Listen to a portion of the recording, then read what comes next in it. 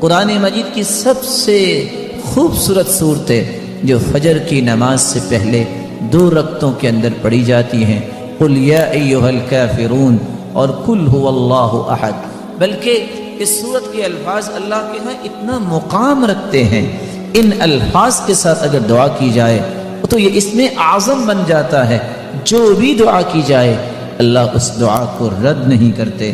رسول اللہ صلی اللہ علیہ وسلم کے صحابی بیان کرتے ہیں، میں رسول اللہ صلی اللہ علیہ وسلم کے ساتھ مسجد میں داخل ہوا، ایک شخص نماز پڑھ رہا تھا اور دعا کر رہا تھا، اللہم انی اسألک بأنی اشہد ان لا الہ الا انت الاحد الصمد الذي لم یلد ولم یولد ولم یکن له کفوا احد۔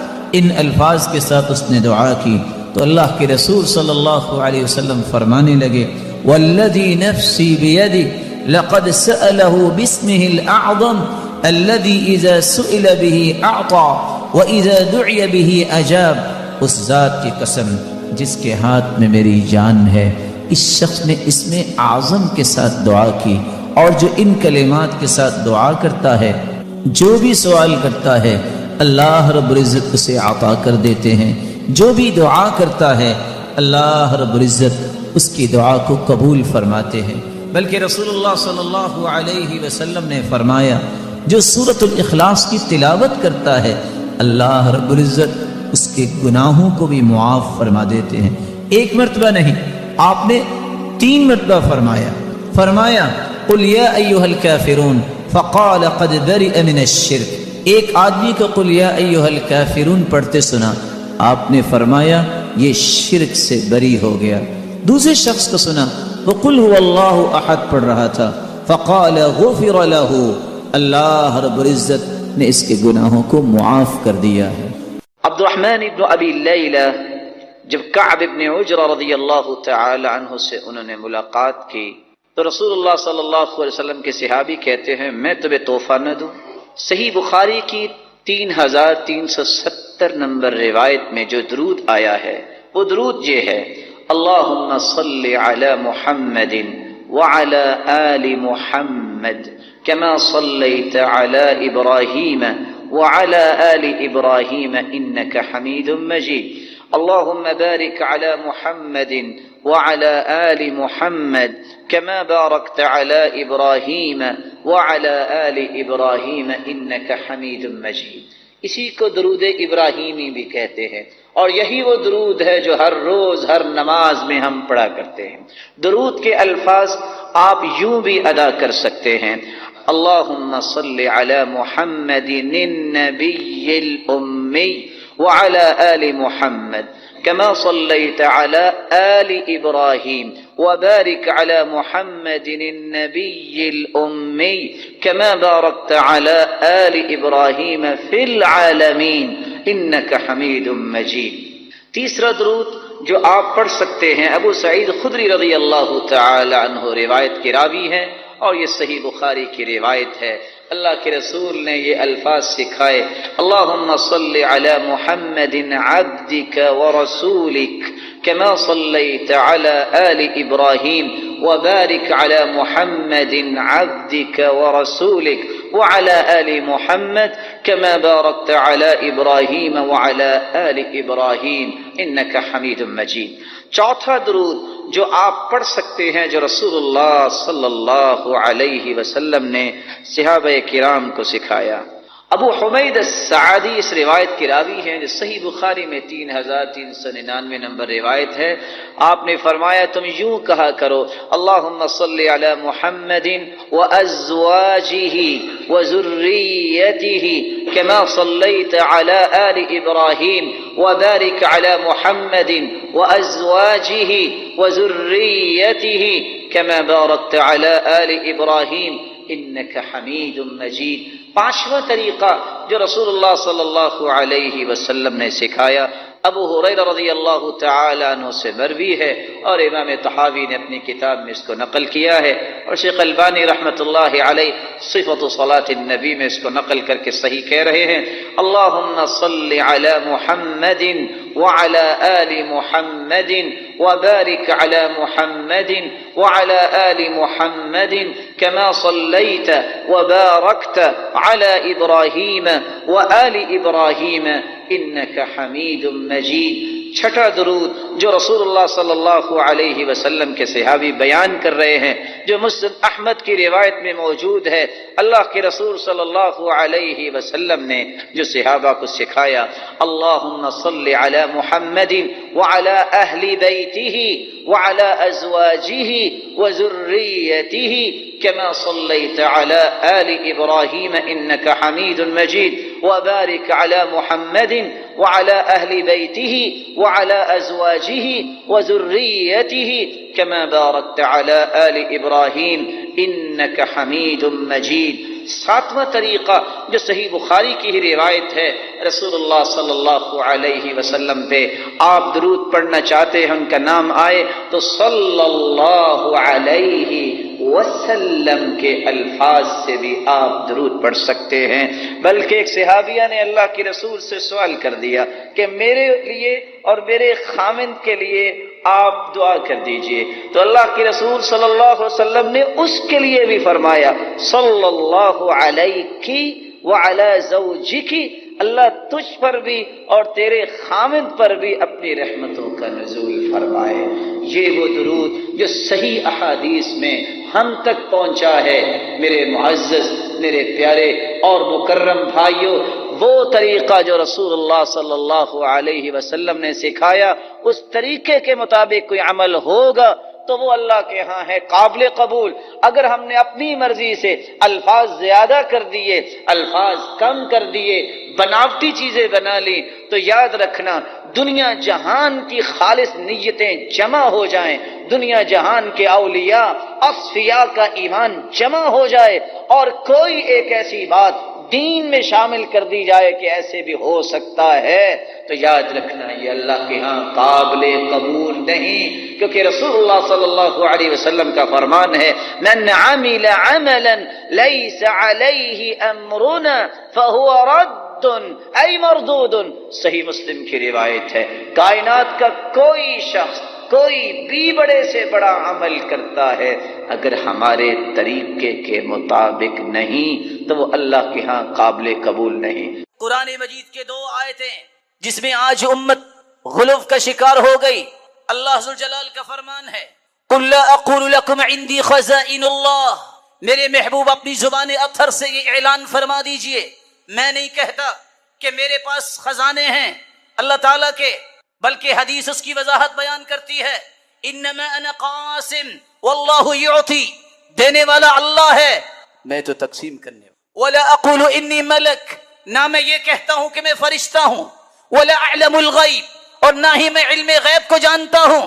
قرآن ہے، سورۃ الانعام دیکھیے 50 نمبر آیت ہے، 188 نمبر سورۃ الاعراف کی آیت ہے، دیکھیے آخری آیت سورۃ الکہف کی ہے، 3 آیتیں جو پڑھ لے رسول اللہ صلی اللہ علیہ وسلم کی ذات اقدس کے بارے میں کبھی غلو نہیں کرے گا۔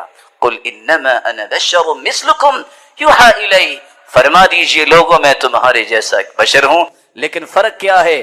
پوری انسانیت ایک طرف اور محمد مصطفیٰ ایک طرف۔ اللہ ذوالجلال سے دعا ہے اللہ ذوالجلال ان رویوں میں ہر قسم کے غلو سے محفوظ فرمائے۔ یاد رکھیے گا یہ غلو ہوتا کیوں؟ قلت البصیرہ، جب انسان قرآن و سنت کو صحیح سمجھتا نہیں، بصیرت نہیں ہوتی، غلوم میں چلا جائے۔ عدم الاعتماد علی المصادر الاصلیہ، اصل دین کا مصدر جو ہے قرآن ہے اور حدیث ہے، جب قرآن و حدیث پر اعتماد نہ رہے، کسی اور کی بات پر اعتماد ہو، غلو آ جاتا ہے۔ التعصب الاعمى، جب انسان اندھے تعصب کی طرف چلا جائے، تعصب تو ویسے ہی برا ہے، جب اندھا تعصب آ جائے تو پھر انسان غلو سے نہیں بچتا۔ آج بیان کرنے والا ایک بیان کرتا ہے، بچے کھیل رہے تھے، اچانک کہا کہ چلو جمپ لگاتے ہیں، وہاں رومی صاحب بھی موجود تھے، بچوں نے کہا تم تو بڑی ماں کے بیٹے ہو، ذرا جمپ لگاؤ سب سے اوپر، اور انہوں نے جمپ لگایا، آنکھوں سے غائب ہو گئے. بچے دوڑ کے ماں کے پاس آئے کہ رومی تو نظر نہیں آ رہے. جب ماں بھاگ کے آئی دیکھا تو رومی بیٹھے ہیں. بیٹا کہاں تھے؟ کہا ماں نعوذ باللہ من ذالک، لفظ سنیے گا، تیرے دودھ کی قسم. بچوں نے کہا کہ تم اللہ کے رسول سے محبت کرتے ہو، ذرا اونچا جمپ لگاؤ. میں نے درود پڑھ کے جمپ لگایا، پہلے آسمان سے بھی اوپر چلا گیا. لا حول ولا قوت الا باللہ. اس کو کیا کہیں گے؟ انسان کی عقل وہاں تک سفر کر سکتی ہے اور سامنے بیٹھے اللہ ان کو صراط مستقیم دے کہتے ہیں سبحان اللہ. اللہ کی پاکی بیان کرو، اللہ ذو الجلال کی تعریف بیان کرو، اس کی توحید پہ بھی آنچ نہ آنے. بصیرت نہ ہو، قرآن و سنت پر اعتماد نہ ہو، اور اسی طرح اندھا تعصب ہو. اور چوتھا سبب الاستقلالیہ فی استنباط الاحکام. استنباط، اجتہاد، استخراج، مسئلہ اخذ کرنا، اس کے ضوابط ہیں، اصول ہیں. جب تمام اصولوں سے آزاد ہو کر من مرضی کا مسئلہ اخذ کرے گا اور اپنے عقل سے ہی سوچے گا اس کا یہ معنی ہے، انسان ہمیشہ ڈی ٹریک ہوتا ہے اور غلو کا شکار ہوتا ہے. رسول اللہ صلی اللہ علیہ وآلہ وسلم نے فرمایا اللہ ذوالجلال نے مجھے عرش کے نیچے جو خزانے ہیں اس میں سے 2 آیتیں مجھ پہ نازل کی ہیں جو سورۃ البقرہ کی آخری 2 آیتیں ہیں. جو سوتے وقت اس کو پڑھ لے گا یہ آیتیں کافی ہو جائیں گی، شیطان سے بندہ بچ جائے گا، نگرانی ہو جائے گی، کوئی دکھ نہیں پہنچے گا. یہ 2 آیتیں جو رات کو پڑھ کے سوتا ہے، سورۃ البقرہ کی آخری 2 آیتیں، ان کو یاد کرنا چاہیے. اس لیے رسول اللہ صلی اللہ علیہ وسلم نے فرمایا تھا اقرأوا القرآن فإنه يأتي يوم القيامة شفيعا لأصحابه. قرآن مجید کی تلاوت کیا کرو، یہ قرآن مجید قیامت کے دن سفارشی بن کے آئے گا اور اس کی سفارش کو قبول کیا جائے گا. القرآن شافع مشفع، قرآن سفارش کرے گا اور اس کی سفارش کو قبول کیا جائے گا. ومحل مصدق، یہ تو تصدیق کیا گیا ہے. من جعله امامه قاده الى الجنہ ومن جعله خلفه ساقه الى النار. جو اس قرآن مجید کے احکامات کو اپنی زندگی میں رول ماڈل سمجھے گا، یہ قرآن ہی اسے جنت کی طرف لے جائے گا، اور جس کی تعلیمات کو پسے پشت ڈال دے گا تو یہ قرآن ہی اس کے خلاف گواہی دے گا اور اسے جہنم کی طرف لے جائے گا. وَإِنَّ كِتَابَ اللَّهِ أَوْثَقُ شَافِعٍ وَأَغْنَى غَنَاءً وَاهِبًا مُتَفَضِّلًا وَخَيْرُ جَلِيسٍ لَا يَمَلُّ حَدِيثُهُ وَتَرْدَادُهُ يَزْدَادُ فِيهِ تَجَمُّلًا وَحَيْثُ الْفَتَى يَرْتَاعُ فِي ظُلُمَاتِهِ مِنَ الْقَبْرِ يَلْقَاهُ سَنًا مُتَهَلِّلًا هُنَالِكَ يَهْنِيهِ مَقِيلًا وَرَوْضَةً وَمِنْ أَجْلِهِ فِي ذِرْوَةِ الْعِزِّ يُجْتَلَى يناشد في إرضائه لحبيبه وأجدر به سؤلا إليه موصلا. یہ قرآن مجید مضبوط سفارشی ہے، جس کی سفارش قرآن نے کر دی اس کی بخشش ہو جائے گی. یجیء القرآن یوم القیامہ کالرجل الشاحب، خوبصورت انسان کی شکل میں قرآن مجید قیامت کے دن آئے گا اور کہے گا هل تعرفنی، اے بندہ مومن مجھے پہچانتے ہو؟ انا الذی اسہر لیلتک انا الذی اضمی ہواجرک، میں وہ قرآن ہوں جس کی وجہ سے تو دن بھر روزہ رکھتا سخت گرمی میں، رات کی تاریکیوں میں اللہ کے سامنے تم کھڑے ہو جاتے. کل تاجر من وراء تجارتی، ہر شخص اپنی تجارت کے پیچھے دوڑتا ہے، آج میں تیری تجارت ہوں. اور پھر یہ قرآن اللہ سے سفارش کرے گا یا رب حلہ، اے اللہ اس اپنے بندے کو انعامات سے نوازیے. فیلبس تاج الکرامہ، انسان کو کرامت کا تاج پہنایا جائے گا جو قرآن پڑھنے والا ہے. پھر قرآن کہے گا یا رب زد ہو، اے اللہ اسے اور نوازیے. فیلبس حلۃ الکرامہ، کرامت کی خلعت فاخرہ اس کو پہنائی جائے گی. قرآن پھر کہے گا اے اللہ اسے اور نوازیے. یا رب ارض عنہ، اے اللہ اس اپنے بندے سے راضی ہو جائیے. فیرضی عنہ ربہ، اس بندے پر اس کا رب راضی ہو جائے گا. وَخَيْرُ جَلِيسٍ لَا يُمَلُّ حَدِيثُهُ، یہ اتنا پیارا دوست ہے اس سے گفتگو کرنے سے اکتاہٹ نہیں ہوتی. وَتَرْدَادُهُ يَزْدَادُ فِيهِ تَجَمُّلًا، اس کی تلاوت جتنی کرتے جائیں اتنی لذتیں بڑھتی ہی جاتی ہیں. وَخَيْرُ جَلِيسٍ لَا يَمَلُّ حَدِيثُهُ وَتَرْدَادُهُ يَزْدَادُ فِيهِ تَجَمُّلًا وَحَيْثُ الْفَتَى يَرْتَاعُ فِي ظُلُمَاتِ، قبر میں انسان اکیلا ہوتا ہے، یہ قبر کو بھی باغیچہ بنا دے گا جو قرآن کی تلاوت کرتا ہے۔ بلکہ رسول اللہ صلی اللہ علیہ وسلم نے فرمایا ان سورۃ من القرآن ما ہی الا 30 آیہ شفعت لرجل، قرآن مجید کی ایک ایسی سورت ہے جس کی 30 آیات ہیں، وہی سورۃ تبارک، یہ سورۃ الملک ہے، ہی المانعۃ من عذاب القبر، یہ انسان کو قبر کے عذاب سے محفوظ کروا دے گی، سفارش کرے گی، حتی غفر لہ، یہاں تک کہ انسان کے سارے گناہوں کو معاف کروا دے گی، حتی ادخلتہ الجنہ، اور اس وقت تک سفارش کرتی رہے گی جب تک اس انسان کو جنت میں داخل نہیں کروا دے۔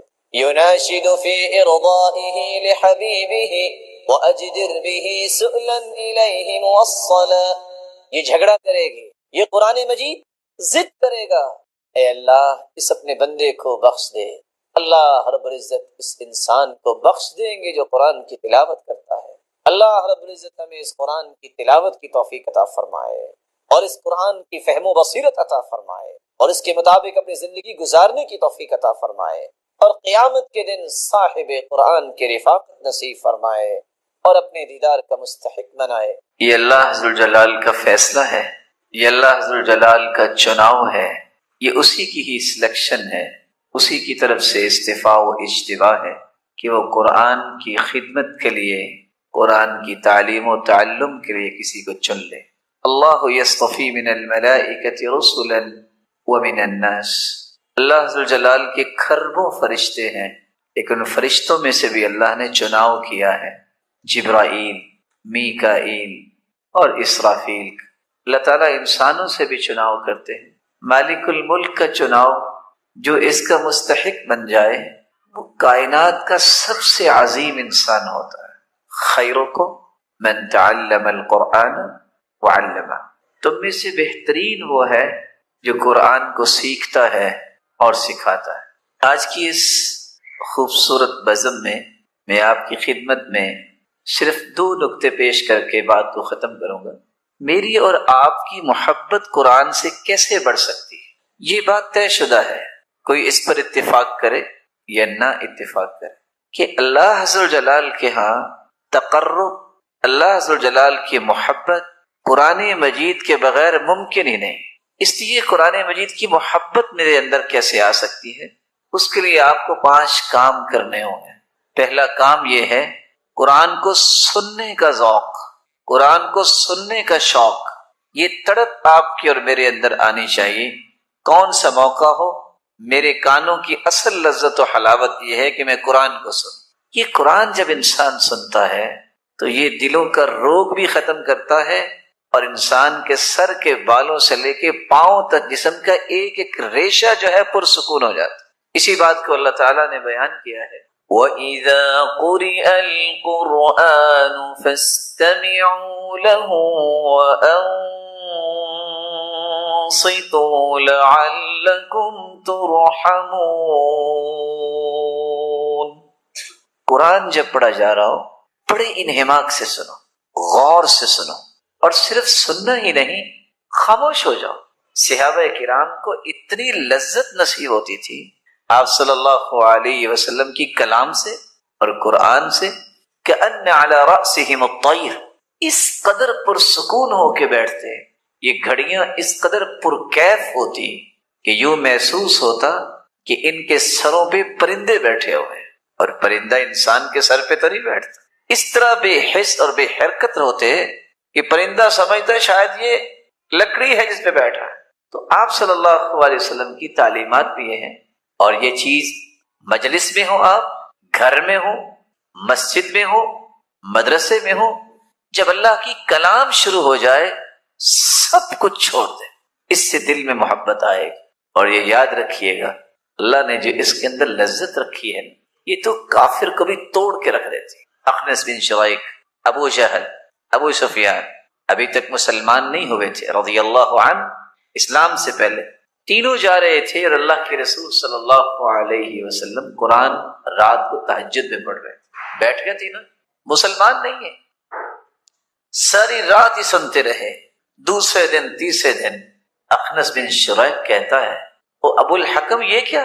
ہم ابو جہل کہتے ہیں، وہ ابو الحکم کہا کرتے تھے، حکمتوں والا۔ ایک طرف تم کہتے ہو کہ نعوذ باللہ محمد صلی اللہ علیہ وسلم یہ جھوٹ بولتے ہیں اور دوسری طرف ساری رات بیٹھے رہے ہو؟ کہتے سچ بتاؤں لذت بہت آئی۔ کافر ہونے کے باوجود بھی اللہ تعالیٰ نے قرآن میں وہ لذت رکھی ہے، اس لیے قرآن کہتا ہے حتی یسمع کلام اللہ ثم ابلغ مأمنا، وہ قیدی تمہارے ہاتھ میں آ جاتا ہے تو اس کو کم از کم قرآن سننے کا موقع دو۔ میری اور آپ کی محبت کا آغاز یہاں سے ہوتا ہے کہ ہر وقت میری تڑپ جو ہونی چاہیے کہ میں کسی طریقے سے قرآن سنوں، قرآن کی سماعت کروں۔ دوسرا طریقہ یہ ہے جس سے محبت اس سے بھی زیادہ پختہ ہوگی کہ میں قرآن پڑھوں۔ کیسے پڑھوں؟ جیسے پڑھنے کا حق۔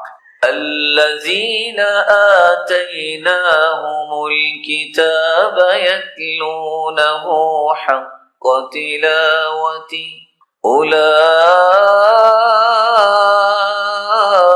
اولئک یؤمنون بہ ومن یکفر بہ فأولئک هم الخاسرون۔ جو اللہ کی کتاب کو اس طرح پڑھتے ہیں جس طرح اس کے پڑھنے کا حق ہے، یہی سچے مومن۔ اور جو انکار کرتے ہیں اس سے بڑا خسارہ پانے والا اور کون ہو سکتا؟ محبت اگر بڑھانی ہے تو قرآن کو پڑھنے کا شوق پیدا کر۔ میری زندگی کا کوئی ایسا دن نہیں ہونا چاہیے جس میں میں نے قرآن نہ پڑھا، بلکہ طے کرنا چاہیے، تجربہ کر کے دیکھیں۔ ہر نئے دن کا آغاز جو ہے، جب میں صبح اٹھوں، نماز پڑھوں، اذکار کروں، صبح کے سب سے پہلا کام میں جو کروں قرآن کھول کے بیٹھ جاؤں۔ آپ کا پورا دن اس قدر لذت والا دن بنے گا کہ آپ کو خود یہ احساس ہوگا کہ آج یہ میرے دل میں خوشی جو آئی ہے، یہ مجھے راحت محسوس ہو رہی ہے، حلاوت محسوس ہو رہی ہے۔ اس کا سبب کیا ہے؟ یہ قرآن کی تلاوت ہو۔ یہاں سفید بالوں والے بیٹھے ہیں، اللہ ان کو سلامت رکھے۔ آپ ان سے پوچھئے آج سے 25-30 سال پہلے حالت کیا تھی؟ کوئی ماں، بہن، بیٹی کسی کام کو ہاتھ نہیں لگاتی تھی جب تک سب سے پہلے قرآن نہیں پڑھتی، اور گھروں میں رونق تھی، گھروں میں برکت تھی۔ اس لیے جب تک قرآن پڑھنے کا ذوق نہیں آتا اس وقت تک محبت نہیں بڑھتی۔ اللہ کا گھر ہو یا قرآن کی تلاوت ہو، ان دو چیزوں میں ایک بات یاد رکھیے، مہمان انسان کے 3 قسم کے آتے ہیں۔ بعض مہمانوں کے لیے انسان ترستا ہے کہ یہ ہمارے گھر آ جائیں، اور جب آ جائیں تو جی چاہتا ہے نہ ہی جائیں۔ اور بعض مہمان آتے ہیں تو ہم کہتے ہیں چلو آ ہی گیا صحیح، اس کی خدمت کریں، اور پھر جی چاہتا ہے چلو چلے جائیں، ہم نے بھی کوئی کام کرنا۔ اور بعض کے بارے میں یہ تصور ہوتا ہے کہ یہ نہ ہی آئے تو اچھا ہے۔ اپنے آپ کو ضرور دیکھا کریں۔ قرآن مجید کے بارے میں اللہ کے رسول نے فرمایا یہ مأدبہ ہے، یہ دسترخوان ہے۔ اللہ نے مجھے ان تینوں میں سے کون سا مہمان بنایا؟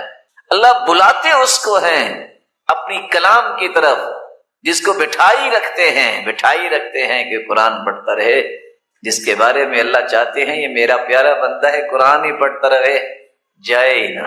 اگر آپ کی کیفیت یہ ہے کہ آپ قرآن پڑھتے سیر نہیں ہوتے تو آپ پہلی قسم کے مہمان اللہ تعالیٰ کے۔ اور اگر آپ دوسری قسم کے مہمان، اس کا مطلب ہے کہ آپ کو کچھ تو اللہ نے نعمت دی ہے لیکن محرومی بھی ہے۔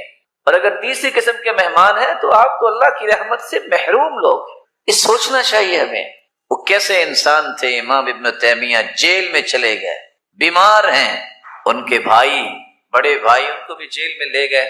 گناہ کیا تھا؟ یہ لوگوں کو قرآن پڑھاتے ہیں۔ 81 مرتبہ قرآن مجید پڑھا۔ آخری مرتبہ جب قرآن پڑھ رہے تھے فی مقعد صدق عند ملیک مقتدر، جب اس آیت پہ پہنچے اللہ کے پاس چلے۔ ابو بکر ابن عیاش رحمہ اللہ، بہن نے جب دیکھا کہ آخری سانسوں میں ہے، نہ جانے کب فوت ہو جائے، تو رونے لگے۔ ابو بکر بن عیاش پوچھتی ہیں بہن سے کہ آپ کیوں رو رہی؟ تو بہن نے کہا کہ آپ کے فراق کی وجہ سے رو رہی۔ تو ابو بکر بن عیاش کہتے ہیں ایک بات کہوں، یہ سامنا ستون دیکھ رہی گھر میں نے اس پلر کے پاس بیٹھ کے 18,000 مرتبہ قرآن ختم کیا ہے۔ بس دعا یہ کرو کہ قبول ہو جائے۔ رونے کی بات آج ہم کہاں کھڑے؟ آج جتنی فیس بک اور جتنا موبائل کا استعمال انسان کے پاس آ گیا ہے، اللہ کی قسم اتنا قرآن اگر پڑھ لے اس کی زندگی کا کوئی غم باقی نہ رہے، اس کی زندگی کی کوئی رونق سے محرومی نہ رہے، اس کی زندگی کے اندر حلاوت و مٹھاس ایسی ہو وہ دنیا کے لیے نمونہ بن جائے۔ محبت کو بڑھانے کا ایک تیسرا انداز بھی ہے، صرف قرآن سننا، پڑھنا نہیں، بلکہ اس کو یاد بھی کرو۔ نہیں قرآن سارا یاد ہوتا تو میرے محترم اتنا تو قرآن آنا چاہیے کہ میں تہجد میں کھڑے ہو کے پڑھ لوں۔